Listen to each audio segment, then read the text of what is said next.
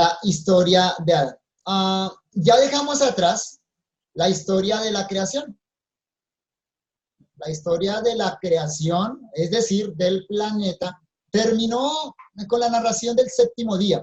Ahora, a partir de este punto, capítulo 2, versículo 4, comienza la historia de Adán, es decir, de la humanidad. Ahí vemos entonces, vamos notando un cambio de enfoque bien importante en la narración del Génesis. En la Biblia hebrea, esta sección está ligada a la anterior y va hasta Génesis capítulo 6, versículo 8. Es una sola sección en la Biblia hebrea. ¿Por qué? Porque la Biblia hebrea divide esta historia en historia prediluviana e historia postdiluviana. Esa es la perspectiva como entonces los judíos van leyendo el Génesis.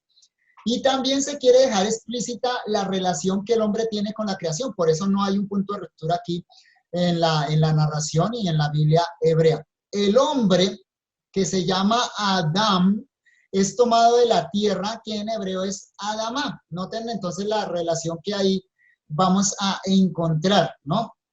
Hay una relación etimológica en el hebreo, una relación de las palabras. Adán se llama Adán porque fue tomado de la Adamá, de la tierra, y es puesto como señor de la tierra, del planeta. Entonces, cualquier cosa que suceda con el hombre tiene repercusión inmediata del planeta. Noten esa relación entonces estrecha que hay entre el hombre y la creación. El hombre es tomado del polvo. Entonces, proviene de la tierra. Hay una relación orgánica, digámoslo de esa manera, entre el hombre y la creación, el resto de la creación.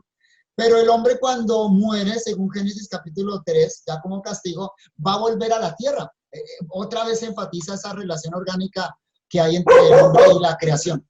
El hombre debe ser castigado por su pecado y el planeta sufre las consecuencias con él.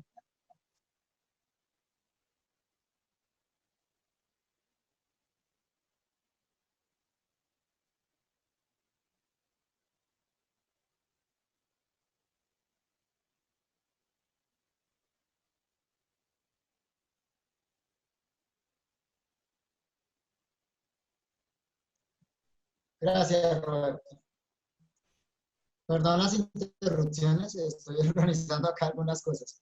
Bien, entonces, noten la relación orgánica que hay entre el hombre y el resto de la creación. Los judíos han dejado unida toda esta sección hasta el capítulo 6, mostrando que el hombre es tomado del polvo de la tierra, pero también cuando el hombre peca, las consecuencias del pecado del hombre caen sobre la creación, tal y como Pablo lo explica en Romanos capítulo 8, versículo 20. La creación fue sujeta a vanidad por la voluntad de Dios, pero por causa del pecado del hombre. Bien, entonces esta gran sección que abarca desde el capítulo 1 hasta el capítulo 6 en la Biblia hebrea, la hemos dividido en 3 secciones. La primera que ya estudiamos es la historia de la creación, capítulo 1, versículo 1 hasta el 2:4. La segunda que ahora emprendemos es la historia de Adán, y por eso hicimos esta lectura larga, desde 2:4 hasta el final del capítulo 4. ¿Qué es lo común en esta narración que acabamos de leer? Lo común es que es la historia de Adán. Ya entonces Moisés se enfoca particularmente en Adán y la historia de Adán llega hasta sus descendientes inmediatos, que son Caín, Abel y Set. Por eso, repito, mantenemos esta unidad. La tercera gran sección que luego vamos a estudiar, si Dios permite llegaríamos hasta allá, es la historia de la humanidad. O sea, ya la historia de los descendientes de Adán, que abarca desde el capítulo 5 hasta el capítulo 11 del Génesis. Pero para un buen manejo, para poder tomar esas secciones y trabajarlas bien, la dividimos entonces en prediluviana y postdiluviana. Entonces, la sección que ahora consideramos la vamos a dividir de la siguiente manera. Observen la diapositiva. Vamos a dividirla en 3 partes. Esta lectura que acabamos de hacer, vamos a estudiarla bajo 3 divisiones, siguiendo el orden de la lectura ritual judía, con una pequeña modificación. ¿Cuál es la pequeña modificación? Dividimos en 3:1. La Biblia hebrea no divide en 3:1, hace una lectura corrida desde 2:4 hasta el capítulo 3 hacia la mitad, ¿sí? Nosotros la dividimos y luego voy a explicar por qué lo dividimos allá. Todo esto son más bien recursos, o estas divisiones son recursos para poder trabajar bien las secciones. Si tomamos secciones muy largas del Génesis, se va a dificultar más el trabajo exegético, ¿no? Entonces, ¿cómo lo dividimos? Primero, la historia de la creación de Adán, capítulo 2, versículo 4 al 25. Y por ahí vamos a comenzar. Segundo, la historia del origen del pecado, 3:1 al 21. Ahí hicimos una división que no aparece en el texto hebreo. ¿Pero por qué? Para trabajar la entrada al pecado, el origen del pecado, trabajarlo de una manera independiente, exegéticamente, ¿no? Y tercero, la historia de Adán y sus hijos fuera del Edén, que va desde el 3:22 hasta el 4:26. Entonces, vamos a ir a nuestra primera división, la historia de la creación de Adán, capítulo 2, versículo 4 hasta el 25. Aquí comienza la lectura del cuarto sábado del año en la sinagoga judía. De manera que esta sección en la Biblia hebrea comienza con un pequeño titulito que dice Reví, que significa cuarto. Es la cuarta sección en orden sucesivo los sábados del año. Este es el cuarto Shabbat del año. Van a leer en la sinagoga esta sección. Vayamos entonces a esta sección que comienza con el capítulo 4, la primera parte, que dice, estos son los orígenes de los cielos y de la tierra cuando fueron creados. Repito, vamos a tomar primero esta sección. ¿Sí? Aquí vamos a hacer una división del versículo 4. ¿Sí? Vamos a hacer una división del versículo 4. Noten ahí en la diapositiva cómo está en la parte de arriba. Estos son los orígenes de los cielos y la tierra cuando fueron creados. Moisés abre esta nueva sección con el Toledot. Noten la palabra orígenes. La palabra orígenes ahí en el español es la palabra hebrea Toledot. Y recuerden que desde una perspectiva literaria, esta palabra Toledot no señala las divisiones del texto del Génesis. Es un indicador literario que nos permite dividir Génesis, ¿no? Y aquí encontramos la primera mención, la primera aparición de esta palabra Toledot. Aquí ha sido traducida orígenes, ¿no? Sirve como división a lo largo de todo el libro. Entonces, esta oración, tal y como la hemos tomado, la primera mitad del versículo 4, sirve de apertura a una nueva narración creativa. Es decir, en cierta medida es el título de esta nueva sección. ¿Cómo lo fue 1:1 del anterior? Recordemos algo. Cuando empezamos la exégesis de Génesis, yo les dije que el versículo 1 del capítulo 1 es considerado por muchos estudiosos del Antiguo Testamento que se le llaman críticos en un buen sentido de la palabra, son gente que se dedica a analizar el texto. Muchos críticos, muchos estudiosos consideran que 1:1 es el título de todo el Génesis. Es el título. Muchos críticos consideran eso, ¿no? Y es una percepción adecuada, ¿no? Pero nosotros lo tomamos en continuidad con la narración del versículo 2. Ahora, algo semejante sucede acá en 2:4. Esta expresión, estos son los orígenes de los cielos y de la tierra cuando fueron creados, por eso la separamos nosotros ahí con un punto, sería como el título de esta nueva sección. La palabra Toledot significa historia, generación o genealogía. Y en el libro de Génesis generalmente introduce la historia de un personaje como ya señalamos en la introducción al libro. Siempre encabeza una nueva sección, siempre en Génesis, como lo hicimos notar. Y por eso hemos decidido colocarla como encabezado de esta nueva sección que va desde el 2:4 hasta el versículo 21. Aunque es bueno saberlo, algunos estudiosos dicen que esta primera partecita debería ser la finalización de la sección anterior. Repito, algunos especialistas dicen que esta primera parte del versículo 4, estos son los orígenes de los cielos y la tierra cuando fueron creados, debería ser la conclusión de la sección anterior. Entonces, tal vez ustedes han visto algunas Biblias que esta partecita la colocan finalizando la sección anterior, y entonces esta nueva sección comienza en el capítulo 2, versículo 4, la mitad, en la mitad, la parte B. Algunos críticos lo señalan así, notando que hay una semejanza muy fuerte con Génesis 1:1. Pero, insisto, nosotros hemos preferido colocarla más bien como el título de la nueva sección, que digamos, respeta un poco más la percepción literaria del escritor. Es como si el escritor nos estuviera dejando titulitos. Los titulitos que encontramos nosotros en nuestra Biblia en negrita, ya en letra gordita, que nos señalan divisiones. Moisés está haciendo algo parecido, y luego vamos a ver cómo también esto concuerda con la narración que continúa. No solo muestra una continuidad con lo anterior, sobre todo señala más bien una continuidad con lo que viene en los versículos siguientes. Otra forma de ver esta primera parte del versículo 4 y ver que está unido a lo que viene a continuación es por la siguiente oración, por el resto del versículo 4, que dice: el día cuando hizo Jehová Dios los cielos y la tierra. Es una repetición, básicamente. Es decir, lo mismo, pero como utilizan los hebreos en su paralelismo hebreo, es decir, lo mismo, pero con una ligera modificación. Hay una sutil distinción que luego voy a señalarla. Lo que queremos señalar es esto, es que cielos y tierra no necesariamente se debe referir a Génesis 1:1, sino que puede referirse, y es lo que yo creo, debe referirse a lo que viene a continuación. ¿Me explico? Si en Génesis 1:1, cielos y tierra, tenía una connotación cósmica,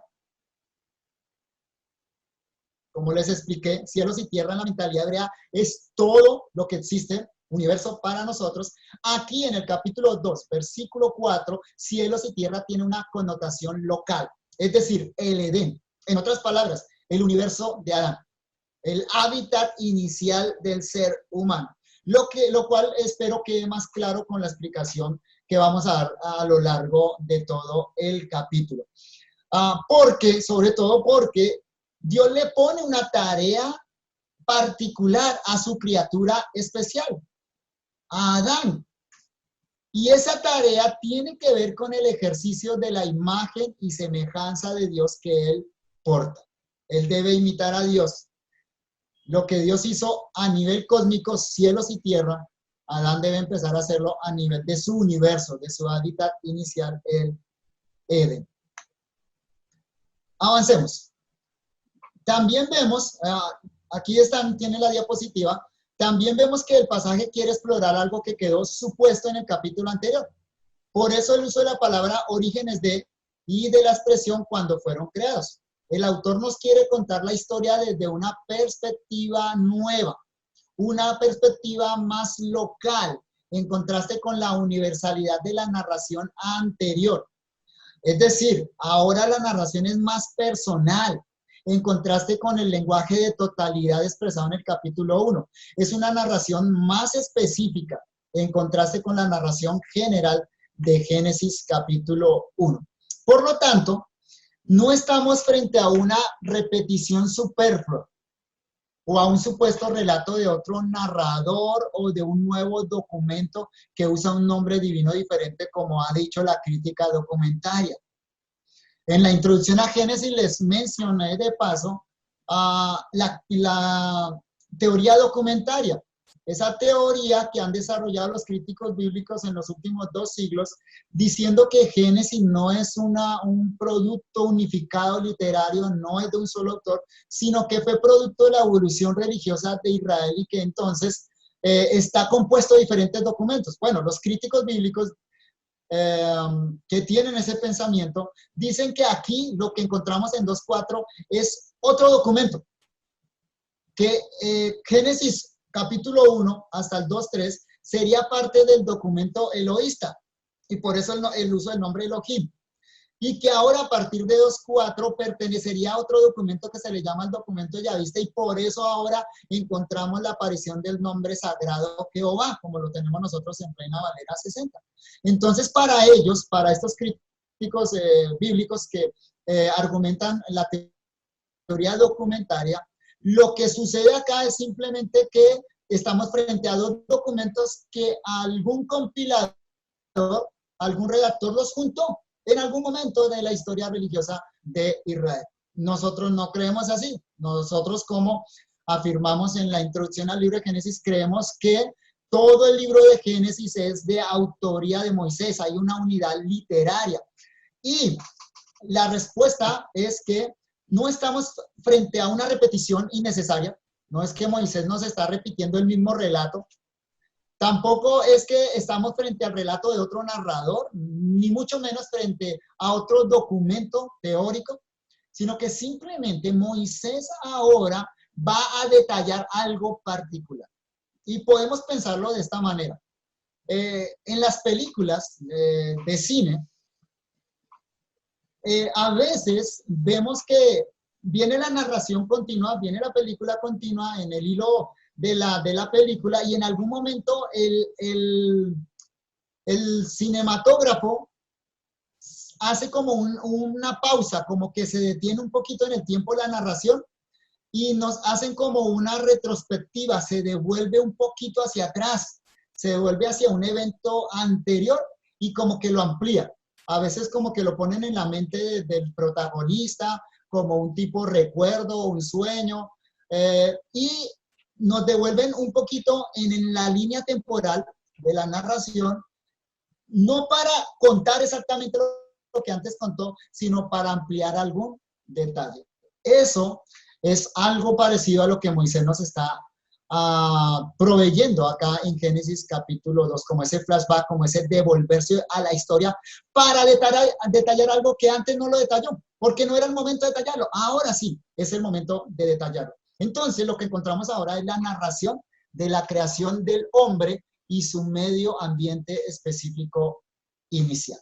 Bueno, entonces, habiendo considerado que esta primera parte del versículo 4 sería entonces el incipit o el título de esto nuevo, indicándonos así Moisés que ahora va a entrar a un detalle particular de lo que ya narró antes.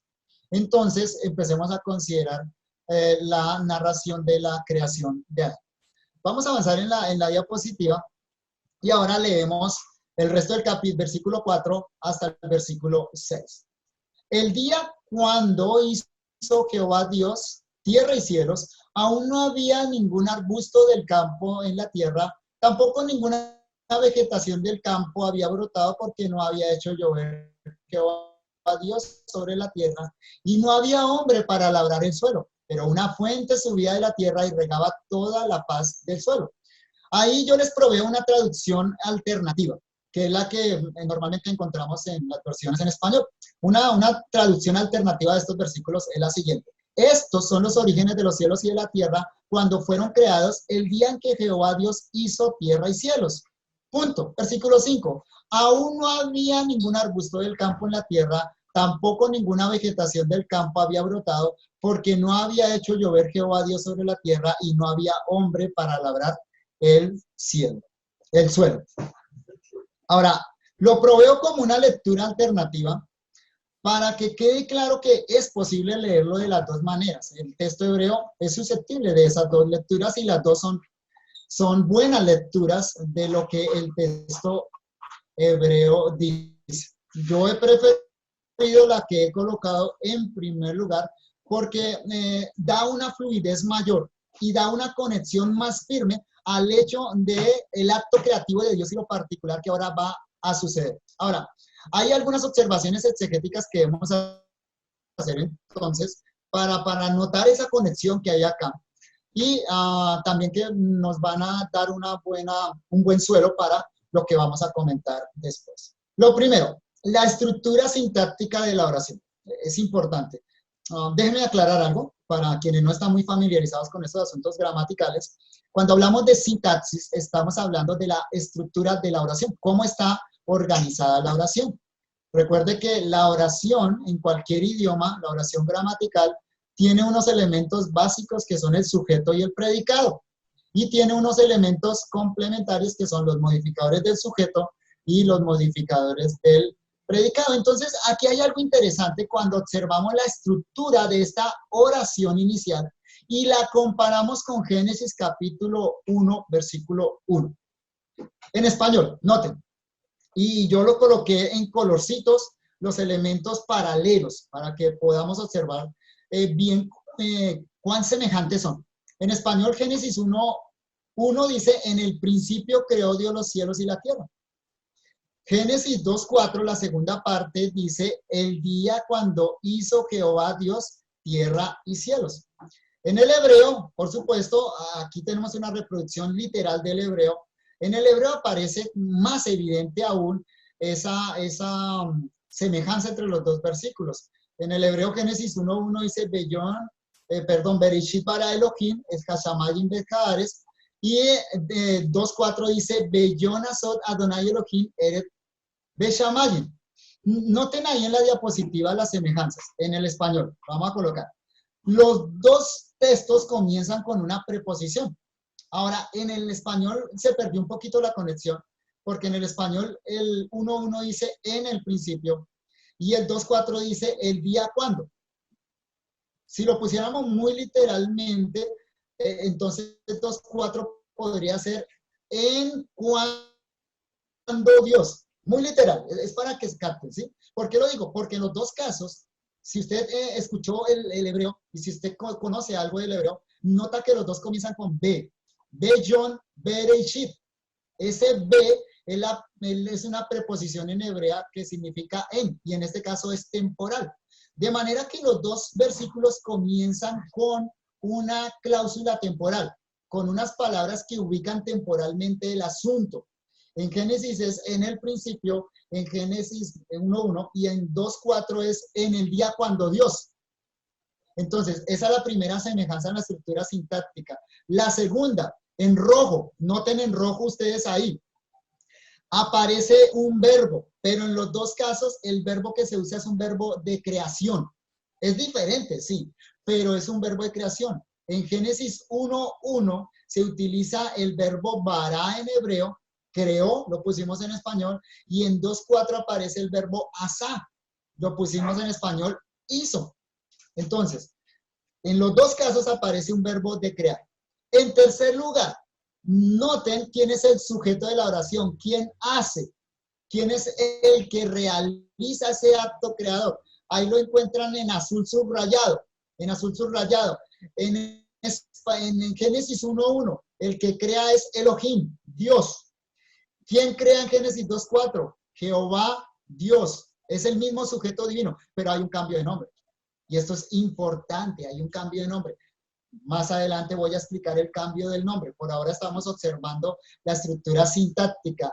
Y en cuarto lugar, en los dos casos encontramos un complemento directo de que es lo que Dios crea. Y en los dos casos es cielos y tierra, pero con una sutil diferencia. Nótenlo muy bien, está en azul. En los dos casos para que noten el paralelo, está en azul. En 1:1, lo que Dios crea son los cielos y la tierra. A eso le llamamos en gramática el complemento directo, sobre lo que recae la acción. ¿Sí? En 1:1, repito, Dios crea los cielos y la tierra. En 2:4, Dios crea tierra y cielos. Es lo mismo, básicamente. Pero ¿notaron la sutil diferencia? El enfoque en 1:1 es más universal y es detallado por colocar primero cielos. El enfoque en 2:4 es más local y por eso coloca en primer lugar tierra. Lo que en Génesis 1:1 es cielos y tierra, entonces en 2:4 es tierra y cielos. Ya como diciendo, bueno, sí es lo mismo, pero vamos a enfocarnos ahora en la tierra. Podríamos decirlo así, pongamos los pies en la tierra. Entonces, es evidente que hay una semejanza sintáctica y eso no es fortuito, eso es intencional. El autor intencionalmente colocó esa semejanza. Esto ha llevado a algunos críticos bíblicos a proponer una traducción, una lectura variante de Génesis 1:1, haciendo una variación en la puntuación, en las vocales que se colocan sobre el texto consonántico. Aquí, bueno, vale la pena una explicación. El texto hebreo es consonántico, o sea, solo utiliza consonantes. La escritura hebrea no necesita vocales para poder leerse. Y los manuscritos antiguos hebreos se escribían solo con consonantes. De hecho, el hebreo moderno también se escribe solo en consonantes.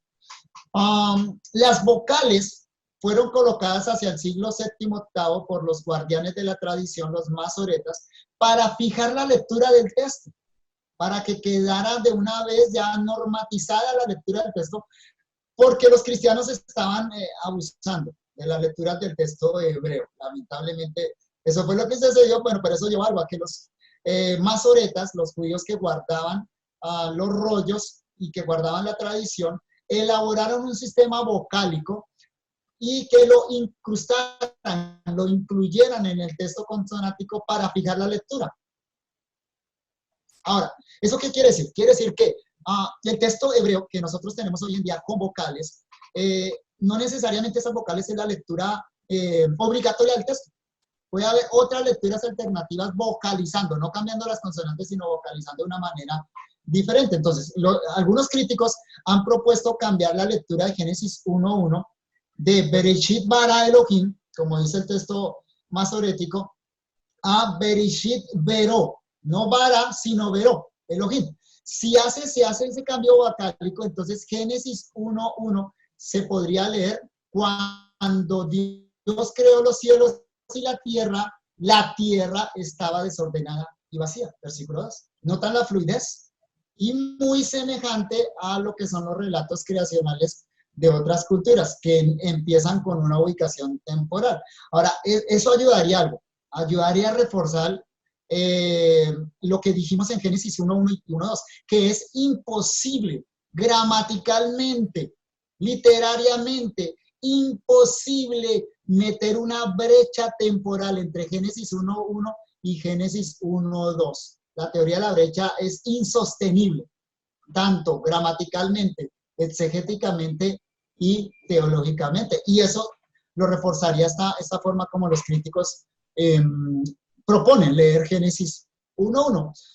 Pero el punto es claro, es que hay una continuidad en Génesis 1:1 y 2, pero lo que nos interesa en nuestro texto ahora, capítulo 2, es que evidentemente Moisés, al proveernos una estructura similar, nos está indicando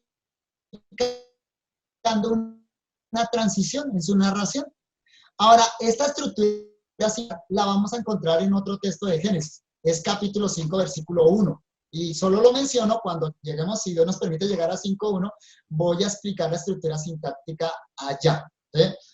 Génesis 5:1 dice: el día cuando creó Dios a Adán. ¿Notan? El día, y en hebreo empieza con Beit, con una indicación en temporal. Creó, verbo de creación, Dios, sujeto divino que hace la acción, Adán, criatura que crea. La misma estructura de 1:1, 2:4 y 5:1. Y esa es la división que nosotros hemos respetado. 1:1, luego saltamos a 2:4 y la próxima gran división es capítulo 5, versículo 1. ¿Notan cómo entonces Moisés nos dejó pistas literarias? Claro, es necesario el conocimiento del hebreo, hermanos, y yo no quiero cansarlos con estas cosas del hebreo, no quiero desincentivarlos, no quiero que de pronto algunos se sientan en este momento perdidos, no entiendo de qué me está hablando el pastor Javier. Lo que quiero con esto es incentivarlos a un estudio más profundo de las Sagradas Escrituras y quizá, en la medida de sus capacidades, que puedan aprender algo de los idiomas originales. Noten la riqueza que hay al poder leer la Escritura en esos idiomas originales. Pero lo que quiero señalar específicamente es esto. Opté por la traducción que plasmé en el texto, no por la alternativa que coloqué ahí en segundo lugar, precisamente por esa estructura sintáctica. Tomamos entonces la primera cláusula del capítulo 2, versículo 4, como circunstancia de tiempo del verbo. ¿Sí? Y juntado con el resto del versículo 4, entonces ahora aparece otro verbo de hacer y lo vamos a juntar con la circunstancia general que está señalando. ¿Cuál es la circunstancia general? Noten ahí en la diapositiva la traducción. El día cuando Jehová, Dios, hizo cielos y tierra. Es decir, Moisés nos está ubicando en el contexto de la creación general. Cuando Dios hizo cielos y tierra, ¿saben qué? Algo particular sucedió. De manera que el marco temporal para Moisés ahora no es el principio, no es cuando no había nada. El marco temporal de Moisés ahora es todo el acto creador de Dios que acaba de narrar. Cuando Dios hizo toda la creación, ahora quiero detallarles algo particular. Aún no había arbusto. Versículo 5. Del campo y de la tierra, tampoco ninguna vegetación del campo, porque Jehová Dios no había hecho llover sobre la tierra, etcétera, etcétera. Notan entonces la conexión sintáctica, ideológica y lo fluido que queda en el hecho entonces de que Moisés nos está colocando un marco temporal para ahora incursionarnos en la nueva narración. Por lo tanto, lo que debemos entender es que Moisés no va a narrar de nuevo la creación, no toda la creación. Es una narración diferente a la de capítulo 1, pero está conectada con esa narración porque Moisés se va a ubicar en un punto específico de lo que allí se narró, particularmente el día sexto. El día sexto. Ahora, otra observación gramatical que quiero hacer, que ya se las mencioné, solo quiero puntualizarla, es el cambio sutil de la cláusula 2 con respecto a la cláusula 1. La primera parte del capítulo 2, versículo 4, dice que Dios creó los cielos y la tierra. La segunda parte dice que Dios creó tierra y cielos. Ya se los hice notar. ¿Notaron ese cambio de cielos y tierra? Y luego Moisés voltea los dos sustantivos. Ahora dice tierra y cielo. Eso indica un cambio de enfoque. Ahora toda la atención se pone en la tierra, porque es el hábitat del ser humano. Por eso, lo primero que el escritor hace es dar una descripción de la tierra. Versículos 5 y 6 a continuación. Primero describe la tierra, ¿sí? Y la tierra que está describiendo es el Edén. Ya no lo hace desde una perspectiva de la creación, sino desde la perspectiva de cuán adecuado estaba ese ambiente para que el hombre pudiera vivir, para que albergara su nuevo huésped, que es el ser humano. Y una última observación gramatical. Tenemos en el texto dos palabras que se traducen tierra. Y yo traté de traducirlas de manera diferente, pero si usted mira en Reina Valera, las dos palabras a veces se traducen como tierra. Pero son dos palabras hebreas diferentes. La primera de ellas es Eretz y la segunda es Adamá. Avancemos la diapositiva. No estoy seguro si está en la diapositiva. Listo, eso fue lo que acabo de explicar. Listo, la siguiente. Ahí está. Sí, esto es lo que estoy explicando. Entonces, la primera palabra es Eretz. Recuerden que yo les coloco ahí los caracteres hebreos, pero en paréntesis les estoy colocando la manera como se pronuncia en el hebreo. La primera palabrita es Eretz. Esa palabra se traduce tierra. Y la segunda es Adamá, también se traduce tierra. La primera, Eretz, se usó en el capítulo 1 para referirse al planeta. Aparece en Génesis 1:1. En el principio creó Dios los cielos y la tierra. Eretz se refiere al planeta, por lo menos la mayoría de las veces en el capítulo 1. La segunda palabra, Adamá, solo aparece en el versículo 25 del capítulo 1 y se refiere a los animales de la tierra, o sea, los animales terrestres que están en suelo firme. Es claro entonces que el autor le da usos específicos, porque con Eretz, Moisés se refiere al planeta. En este caso específico, ya del capítulo 2, el hábitat del ser humano. ¿Sí? Como cuando nosotros decimos, el ser humano habita la tierra. Hay tierra, lo que estamos diciendo tierra, tiene una connotación de hábitat, de casa. La tierra es la casa del hombre. Esa es la idea entonces con la palabra Eretz, el hábitat del ser humano. Podríamos decir algo así muy paisa, su terruño. Paisa digo yo acá en Colombia, ¿no? Acabo de caer en cuenta que me están escuchando en Bolivia. Acá hay una región en Colombia que se llama la región Paisa, donde vivo ahora. Armenia es parte de esa región. Y la palabra terruño, cuando uno dice su terruño, lo que está diciendo es mi pedazo de tierra, la tierra que es mía, mi tierrita. Eso es lo que significa la palabra Eretz entonces en la mentalidad de Génesis capítulo 1 y capítulo 2. Por otro lado, con Adama, con la palabra Adama, Moisés se refiere al suelo o la tierra que nosotros pisamos y tal vez al polvo en algunas ocasiones. ¿Sí? De hecho, como les dije antes, y ampliando un poquito más la idea, Adán, el primer hombre, y la humanidad se llama Adán porque fue tomada de la Adama, de la tierra. Observaron el juego de palabras, es un juego etimológico, pero también sonoro. Adán, Adama. Él se llama Adán porque fue tomado de la Adama. ¿Y de dónde fue que Dios tomó al hombre? ¿De dónde lo formó? Del polvo de la tierra, del suelo. Tomó polvo de la tierra y de ese polvo forma la parte física del ser humano, ¿no? Y hay otra palabra relacionada a Adán y Adama, etimológicamente relacionada en el hebreo, que es la palabra Edom. Edom, ¿recuerdan que hay un personaje bíblico que se llama Edom? ¿Sí? Que es Esaú. Esaú se llamó Edom porque le pidió a su hermano que le diera del guiso rojo que tenía al frente. La palabra Edom en hebreo significa rojo, rojo, ¿sí? Tal vez eso sea una referencia a la tierra roja. Creo que en Bolivia, en la parte norte hay tierra roja. Yo conocí Paraguay, en Paraguay hay tierra roja, lo mismo hacia el sur de Brasil. Hay lugares donde la tierra es roja, roja. Entonces la tierra a la que el hombre es tomada es una tierra, podría ser, mucho cuidado, estoy conjeturando, no estoy diciendo que es así, podría ser una tierra de color rojo, ¿no?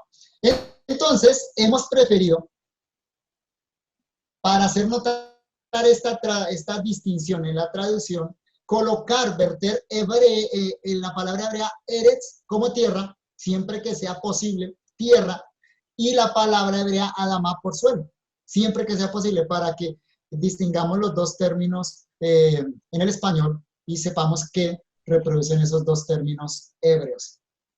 La historia de la creación de Adán comienza con la descripción de las condiciones en que quedó la tierra después de la creación. Aquí ya es como la tierra está adecuada por Dios. Debemos suponer, considerando Génesis 1, 24 al 25, que Moisés nos devuelve al sexto día de la creación, al momento previo cuando Dios va a crear al hombre. Otra vez, ¿recuerdan entonces lo que les dije del flashback, lo que hacen en las películas? Moisés entonces nos devuelve al sexto día. ¿Por qué al sexto día? Porque es cuando Dios crea los animales en tierra firme. Ya hay vegetación. Ya fueron creadas las aves de los cielos. A ese momento particular nos está devolviendo Moisés. Esto en ningún sentido es un anacronismo. O sea, Moisés no se salió de la línea temporal. No, en ningún sentido. Más bien es un recurso literario con el fin de llamar la atención a un asunto específico. Ese recurso es utilizado hoy en día en la literatura y también en las películas, como les expliqué anteriormente. ¿Sí? A nivel de literatura, a eso se le llama prolepsis. Y si usted ha leído novelas, literatura en un libro, novelas, usted ha notado que es un recurso muy utilizado. La prolepsis es una figura retórica por medio de la cual, voy a dar una definición, el emisor de un discurso se anticipa a las objeciones que puedan realizarse a su argumento. En literatura es un tipo de anacronía, o sea, de ruptura de la línea temporal en la que se revelan o se anticipan aspectos del futuro que linealmente tendrían que venir después. Entonces Moisés aquí, bueno, no se va hacia adelante, sino se va hacia atrás. ¿Sí? Entonces, eso no es algo extraordinario que está haciendo Moisés. Más bien esto nos muestra qué capacidad literaria tenía Moisés. Recuerden, hermanos, que Moisés fue preparado en toda la ciencia de los egipcios. La mejor academia de ese entonces. Los egipcios estaban muy avanzados en los estudios literarios, matemáticos, astronómicos. Y eso se deja ver en el Génesis. Dios escogió un hombre muy capaz literariamente para este relato. Entonces, a este recurso que Moisés está utilizando se le llama prolepsis, lo utilizan hoy en la literatura y incluso se utiliza en la cinematografía y le llaman un flashback, una imagen que nos devuelve hacia atrás. También es probable que la descripción que encontramos en estos versos se refiera al Edén. O sea, en los versículos 4 y 5, como anteriormente indicamos. Así el término tierra vendría a ser una sinécdoque. Explico, ¿qué es una sinécdoque? Es una figura retórica de pensamiento que consiste en designar una cosa con el nombre de otra, con la cual existe una relación de inclusión. Y sobre todo se utiliza en este sentido, para nombrar el todo por la parte o la parte por el todo. Como cuando en la Biblia dice, mi mano hizo esto. ¿Qué significa? ¿Que la mano lo hizo? ¿La mano solita? ¿O la palabra mano es una expresión para referir el todo de ese ser? Entonces, eso es lo que está sucediendo acá. Entonces, aquí en este caso, tierra es un término total para referirse a una parte, no refiriéndose a la totalidad de la tierra, sino particularmente al medio ambiente en el cual Dios colocó al hombre, a Adán, es decir, el Edén. Y esa impresión es corroborada cuando nosotros leemos todo el relato posterior del versículo 8 al versículo 15. Además, en estos versos vemos la forma como iba a funcionar de ahora en adelante el mantenimiento de la creación recién hecha. Es decir, aquí el enfoque de Moisés ya no es creacional, sino desde un punto de vista de la providencia divina. Ya Dios creó. Ahora, ¿cómo se va a mantener la creación de ahí en adelante? Bueno, acá tenemos una buena descripción de eso. Los primeros seres fueron producto de la intervención directa divina, como leímos en Génesis capítulo 1. Pero desde entonces, desde ese acto inicial de creación, tal y como Dios lo estableció, cada ser debe producir según su especie. Y eso es lo que empieza a narrarnos aquí, Génesis capítulo 2. Entonces vemos que la tierra, probablemente el Edén, aún no había producido sus frutos, lo cual por supuesto debería tomar el tiempo debido. Metamos en el contexto de la creación inicial, ¿no? No de la creación en las condiciones caídas en las que ahora se encuentra. Porque quizá alguno diría, no, no es posible porque una cosecha necesita muchos meses, etcétera. Bueno, nosotros en realidad sabemos poco o nada de las condiciones originales de la tierra. Pero incluso este texto nos muestra que algo había sucedido, no, perdón, que podemos percibir que el mantenimiento de la tierra, el funcionamiento de la tierra era diferente a como lo tenemos hoy en día. Porque el texto, por ejemplo, muestra que no se necesitaba lluvia, sino que había un vapor que regaba toda la tierra y así, entonces, Dios había provisto la manera en que los vegetales podían crecer y también el mantenimiento de la vida animal. El autor, para cerrar estos dos versículos, la siguiente diapositiva, el escritor señala dos hechos necesarios para la producción agrícola, pero que aún no estaban presentes, noten. Entonces, ¿cómo nos está haciendo pensar el autor acá? Moisés como que nos va picando el conocimiento, nos da avances, pero va creando expectativas en nuestra mente. Primero, todavía no había lluvia, no existía la lluvia. La lluvia va a aparecer en Génesis capítulo 7 con el diluvio. Claro, Moisés lo está escribiendo entonces desde una perspectiva post-diluviana.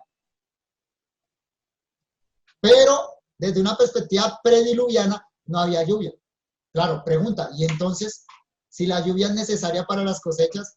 Los lectores originales, los israelitas que salieron de Egipto, ellos conocían la necesidad de la lluvia temprana y la lluvia tardía para la producción de cosechas. Entonces, bueno, y si no hay lluvia, entonces, ¿cómo se hace?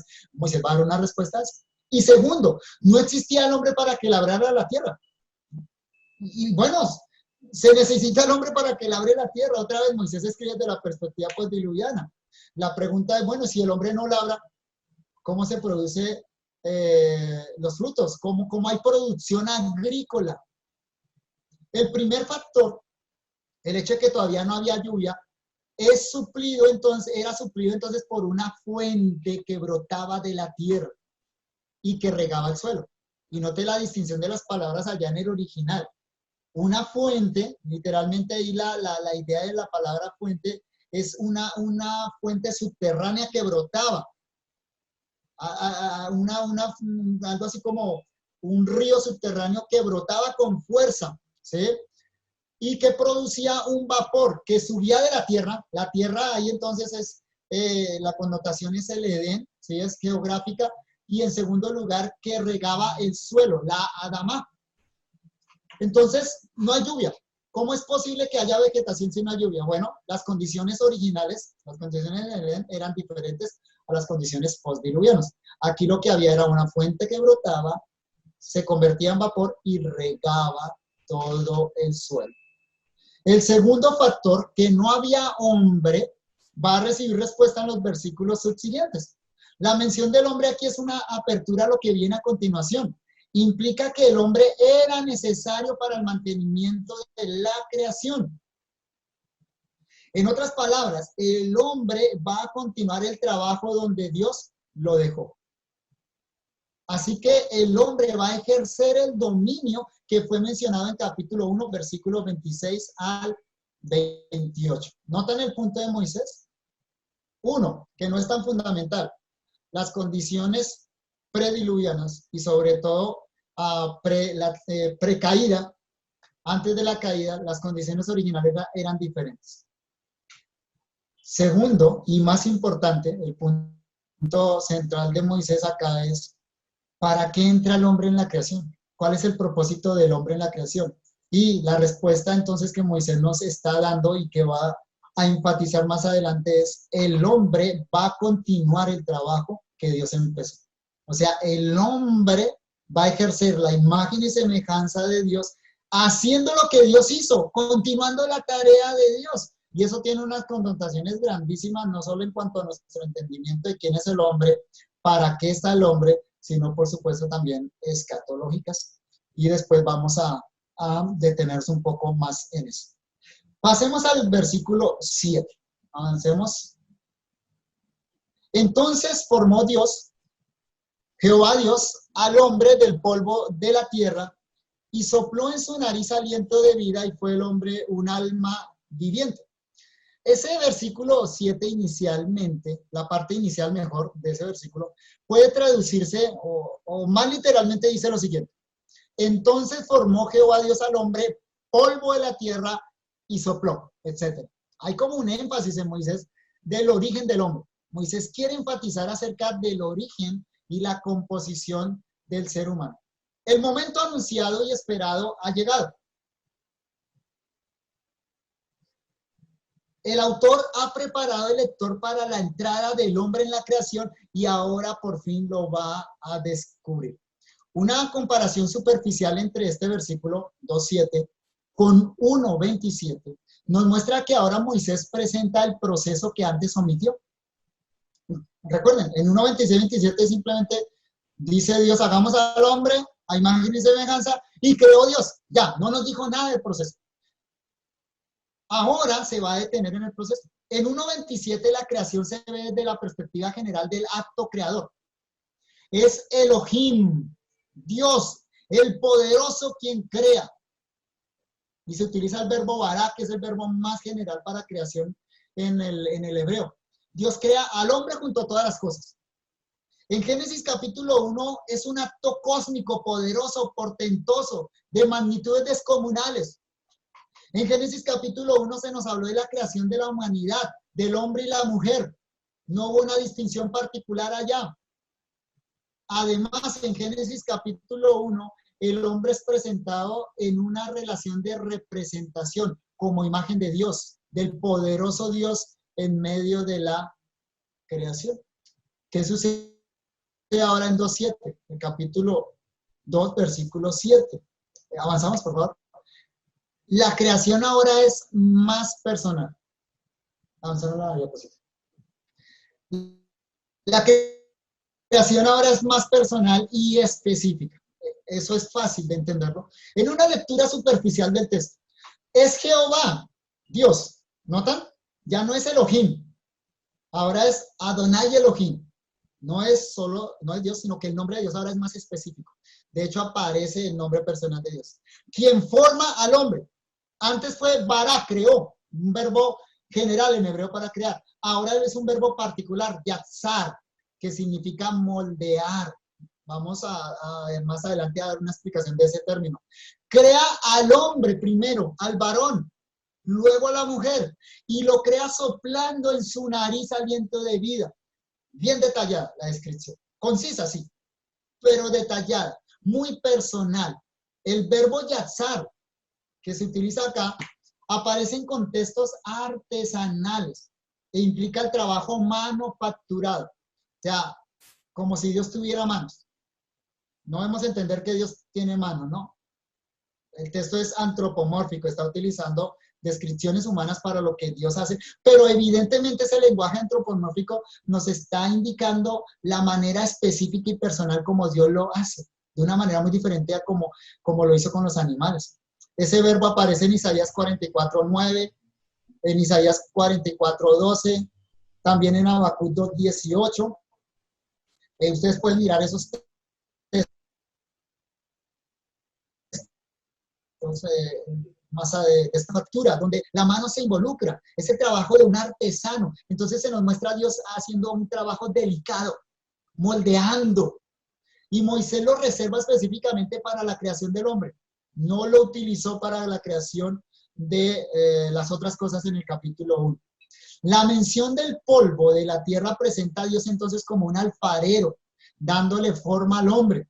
Y el nombre sagrado, que ahora en este punto apareció en el 2:4 y va a estar repitiendo el capítulo 2, la mención del nombre sagrado, que se utiliza a partir de 2:4, nos pone en un contexto pactual, porque ese nombre sagrado, Jehová, como aparece en Reina Valera 60, ese nombre sagrado tiene connotaciones siempre pactuales.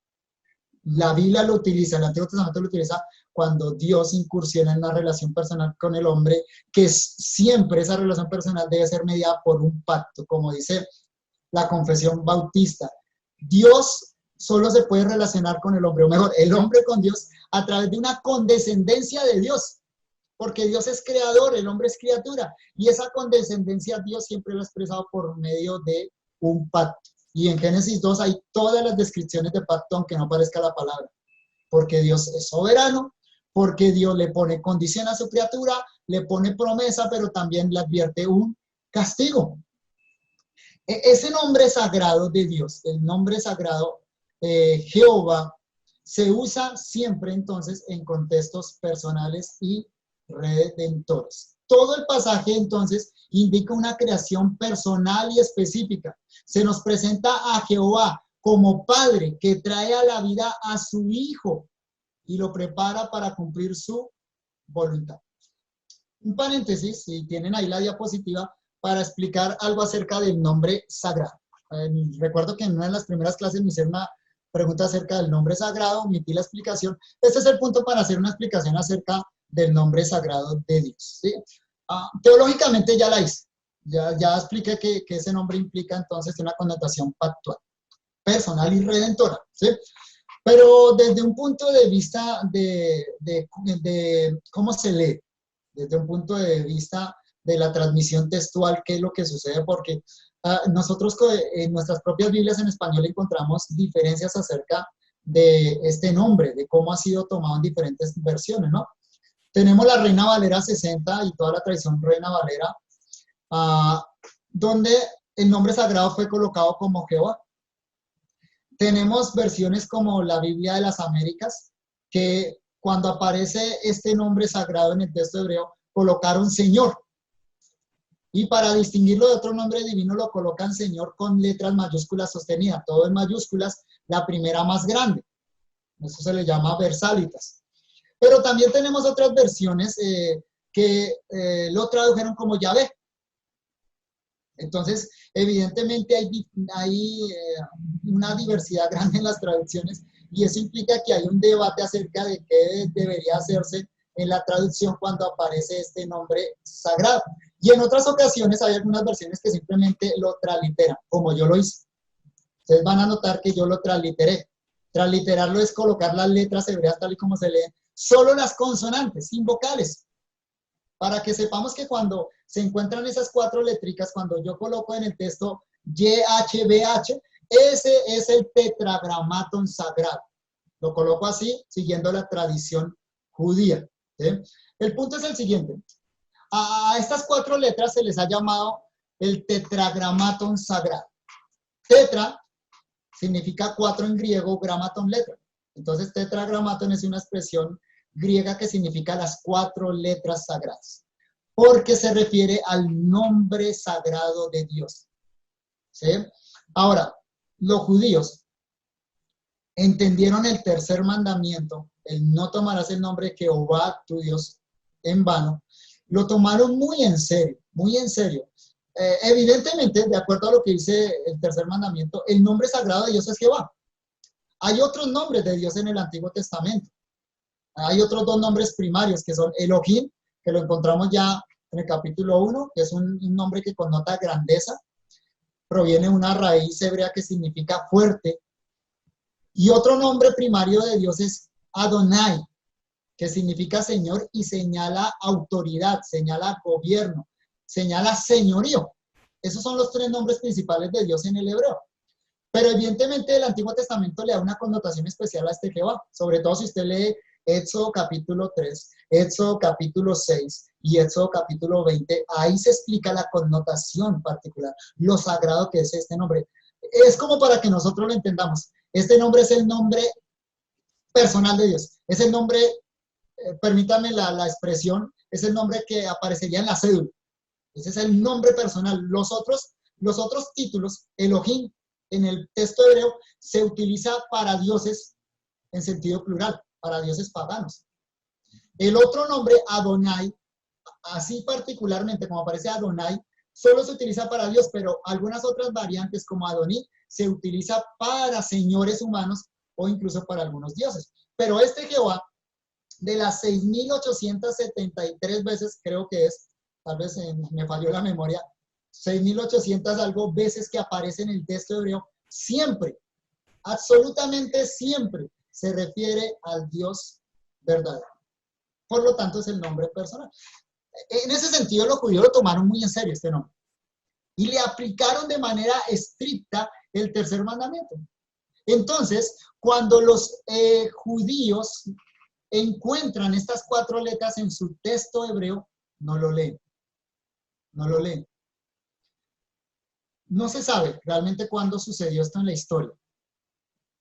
Lo que se sabe por la tradición judía es que este nombre en algún momento de la historia de Israel en el Antiguo Testamento, o tal vez en el periodo intertestamental, este nombre dejó de pronunciarse y solo lo pronunciaba el sumo sacerdote cada día de la expiación. Y solo él sabía cómo se pronunciaba. Cuando el sumo sacerdote estaba a punto de morir, entonces le pasaba la pronunciación a su heredero, al siguiente sumo sacerdote. Eso es lo que dice la tradición judía, ¿no? Posteriormente a la destrucción de Jerusalén, la destrucción del templo, la caída del judaísmo, el destierro de los judíos por parte de los romanos de su tierra, se perdió esa tradición. No se sabe si los judíos la preservaron, no sabemos realmente, ¿sí?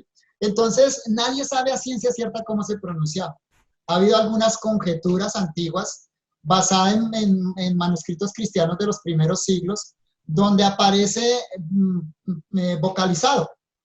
Y algunos que entonces estudiosos han tomado esa pronunciación de allá, la famosa pronunciación Yahvé. Aparece, por ejemplo, así en la tzapla de Orígenes, ¿sí? Pero en realidad no lo saben, no sabemos cómo se pronuncia. Ahora, lo que sucedió fue que los judíos dejaron de pronunciarlo.